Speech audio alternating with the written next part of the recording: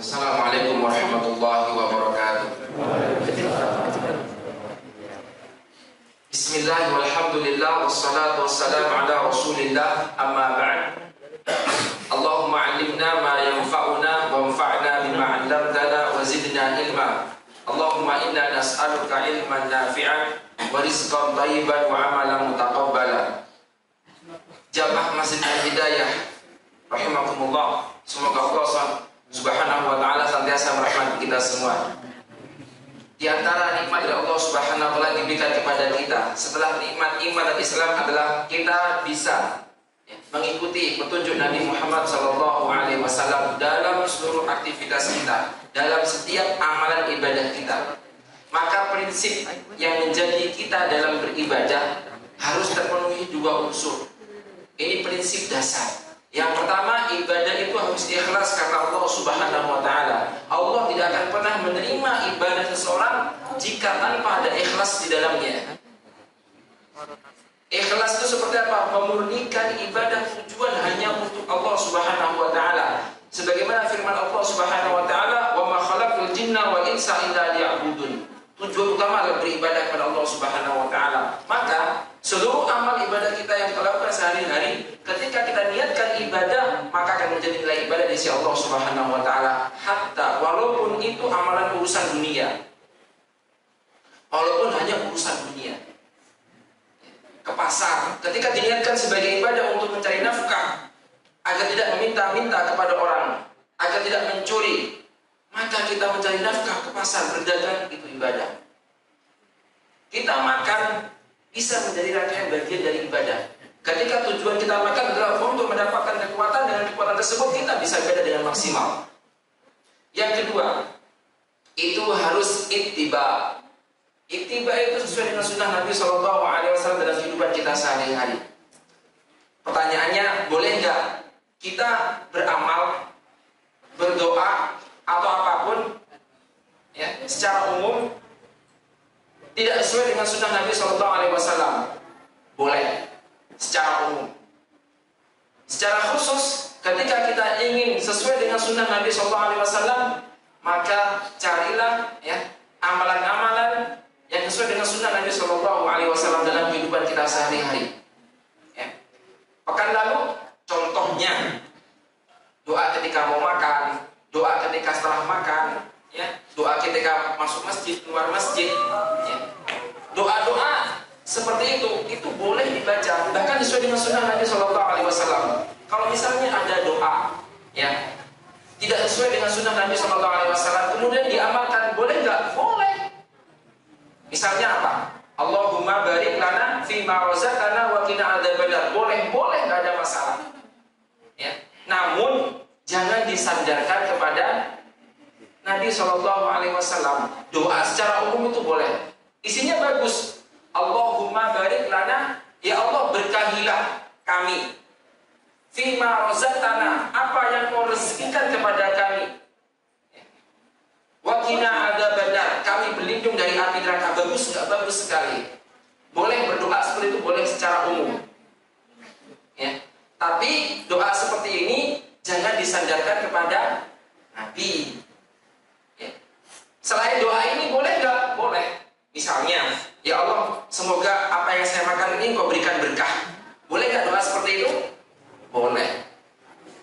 Ya. Berdoa seperti itu diperbolehkan secara umum.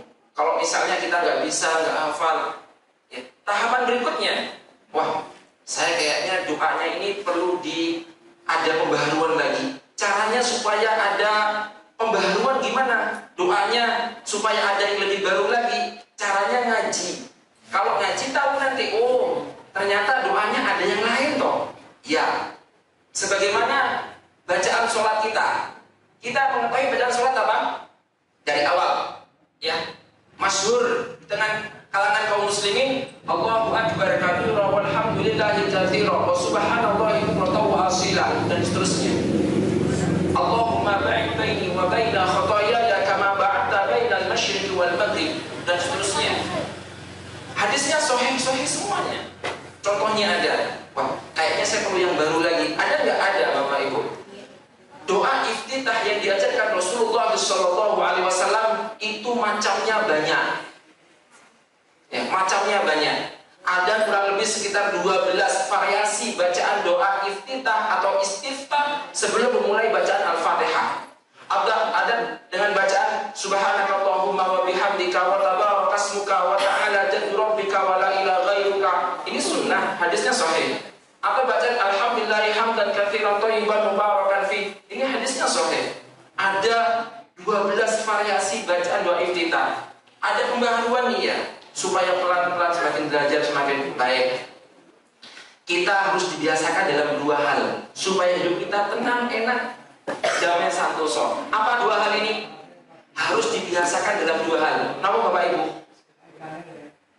Apa kira-kira dua hal ini agar kita itu hidup bermasyarakat itu aman, tenang, enak? Yang pertama adalah berbeda pendapat. Ini harus dibiasakan di masyarakat kita. Yang kedua, beda pendapatan. Jadi rameri, ya, nggak ada rasa dengki. Wah, kowe itu gajah ini, aku kok beda yo. Wah, beda. Masing-masing orang itu meskipun kerja di tempat perusahaan yang satu beda, dia sudah lama, gajinya lebih besar. Kamu baru masuk, gajimu segini, nggak bisa disamakan. Nah, harus dibiasakan dalam dua hal, beda pendapat sama beda pendapatan. Insya Allah hidupnya tenang.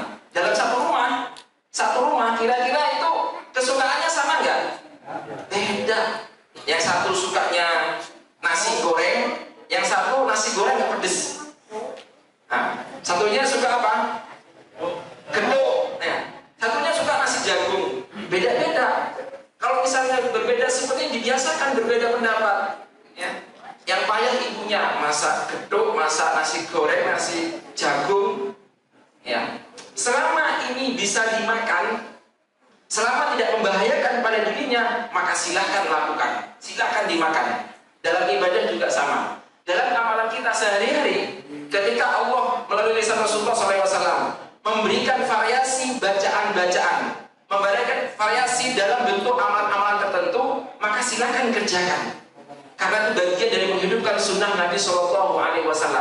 Namun ketika hanya fokus kepada satu saja, ya, kemudian menyalahkan yang lain, nah ini baru, ini yang salah di sini. Wah, kayak salah, kayak salah, sing bener me aku tok. Nah itu yang salah.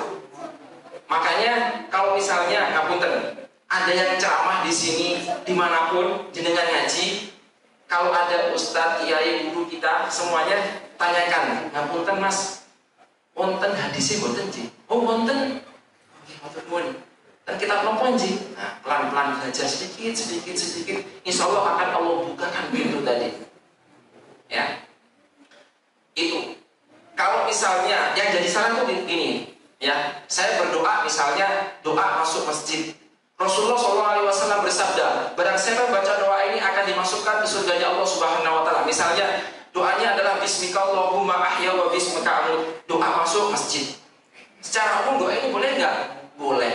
Secara umum, ya, berdoa itu kapanpun boleh. Tapi apakah benar doa masuk masjid seperti ini dari Nabi SAW? Kurang pas. Pasnya ini doa ketika mau tidur. Tempatnya ada sendiri-sendiri. Ya, kita doa misalnya doa setelah makan. Alhamdulillahilladzi. Alhamdulillahilladzi, gimana doanya? Saya hafalnya saya hafal itu alhamdulillahilladzi at'amani hadza wa razaqanihi min ghairi haulin minni wala quwwah. Katanya disebutkan oleh Rasulullah, ghufira lahu ma taqaddama min dzambi, akan diampuni dosa-dosanya yang telah lalu. Terus kalau doa yang lain boleh enggak? Boleh. Ya. Kalau misalnya itu hadisnya ada sahih, maka sandarkan kepada Nabi. Namun jika tidak sahih, enggak sesuai dengan petunjuk Nabi, ya berdoa secara umum boleh. Ya. Alhamdulillahilladzi at'amana wa saqona wa ja'alana minal muslimin.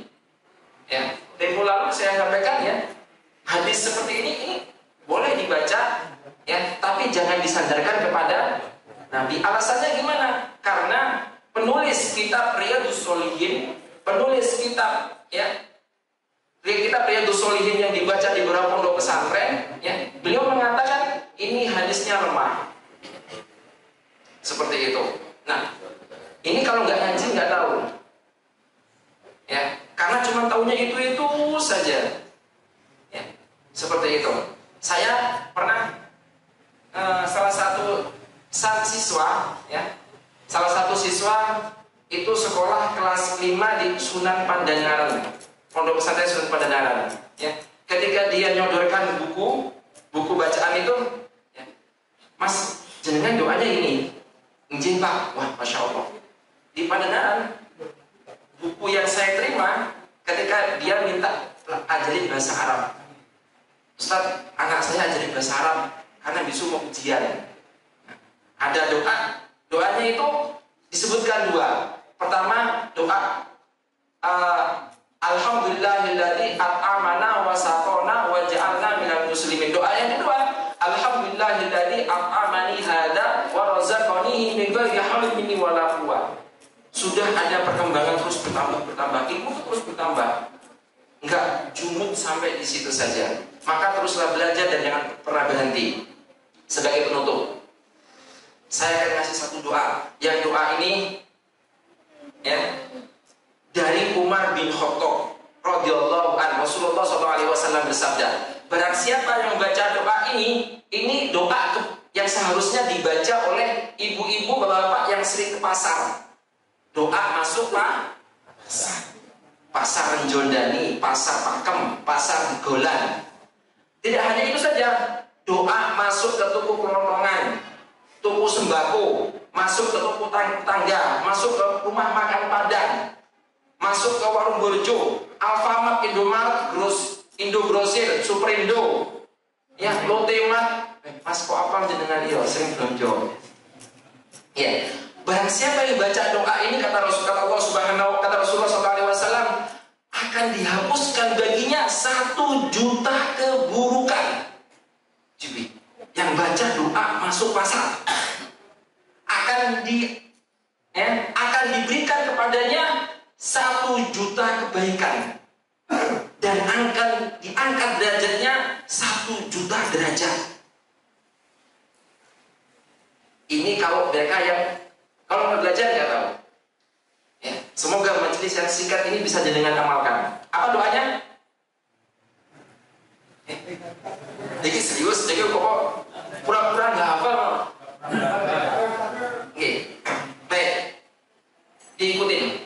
Ya, saya bacakan dulu hadisnya. Man dakhala su faqala, barang siapa yang masuk pasar kemudian membaca doa la ilaha illallah wahdahu la syarikalah lahul mulku wa lahul hamdu yuhyi wa yumiit wa huwa hayyun la yamutu biyadihil khairu wa huwa ala kulli syai'in qadir. Kata Rasulullah SAW, kataba lahu alfi hasanatin, akan ditulis baginya 1 juta kebaikan, wa maha anhu alfi sayiatin, dan akan dihapuskan baginya 1 juta kejelekan atau keburukan, wa rafa'a lahu alfi darajatin, dan akan diangkat baginya 1 juta derajat. Wa fi riwayatin wa bunya lahu baitan fil jannah. Dalam riwayat yang lain disebutkan akan dibangunkan rumah di surga. Jadi masuk pasar belonjo, mangan nih warmindo, baca doa ini, diampuni dosa-dosanya, diangkat derajatnya, diberikan 1 juta kebaikan. Kepengen boten? Kepengen. Ayo bareng-bareng sebagai penutup. Saya dulu diikutin ya. La ilaha illallah wahdahu la syarikalah. Lahul mulku wa lahul hamdu. Yuhyi wa yumitu. Wa huwa hayyun la yamutu. Biyadihil khairu. Wa huwa ala kulli syai'in qadir. Hadis ini diriwayatkan oleh Tirmidzi, Ibnu Majah. Tirmidzi mengatakan hadis ini hasan, disahihkan dalam Shahihul Jami' oleh Syekh Nasiruddin rahimahullah taala. Doanya apa tadi? La ilaha illallah wahdahu la syarikalah lahul mulku wa lahul hamdu yuhyi wa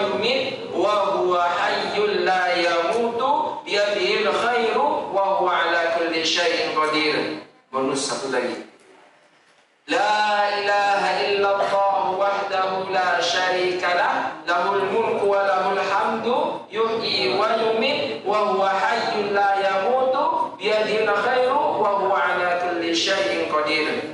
Ya, bagi Bapak Ibu yang biasa ke pasar, terutama Bapak-bapak, ya, kalau ke pasar jangan nunggu di parkiran. Ikut istri ke pasar membaca doa ini.